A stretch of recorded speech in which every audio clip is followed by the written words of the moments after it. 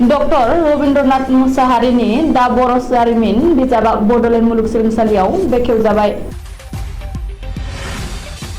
बर'नि गिबिसिन जारिमिन बिजाब डक्टर रबीन्द्रनाथ मुसाहारिनि दा बर' बिजाबखौ बड'लेण्ड मुलुगसोलोंसालिया शुक्रबारखालि बेखेवबाय।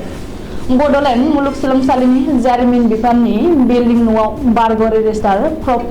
शेखर ब्रह्मआ बेखेवनानै होदों।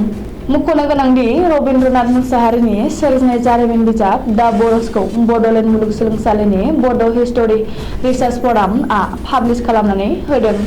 गमामायैनो 311 पेजनि बे बिजाबाव बर'नि आगु जारिमिनफोरा गोबाङैनो बेरखांदों होननानै मिथिहोदों।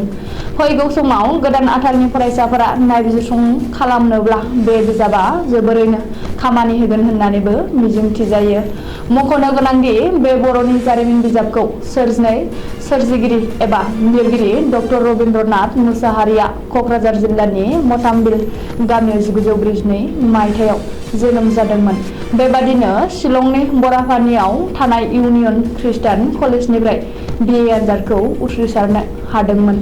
1968 मायथाइयाव निहुनिफ्राय MA डिग्रीखौ लाखांनानै 1970 मायथाइयाव इउनियन खृष्टान कलेजावनो लोगो फोरोंगिरि महरै खामानि मावदोंमोन आरो बेनि उनाव 1986 मायथाइयाव निहुनिफ्राय PhD डिग्रीखौ लानो हादोंमोन।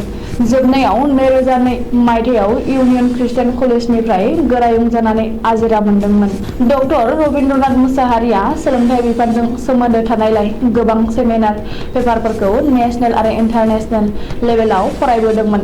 गाव मिथिहोनाय बादिब्ला बे दा बर' जारिमिन बिजाबखौ गावनि रिसार्च पेपारनिफ्राय दिहुनफिननाय जादों। मानो होनोब्ला बै समाव आबुं बिजाब महराव दिहुननाय जायाखैमोन।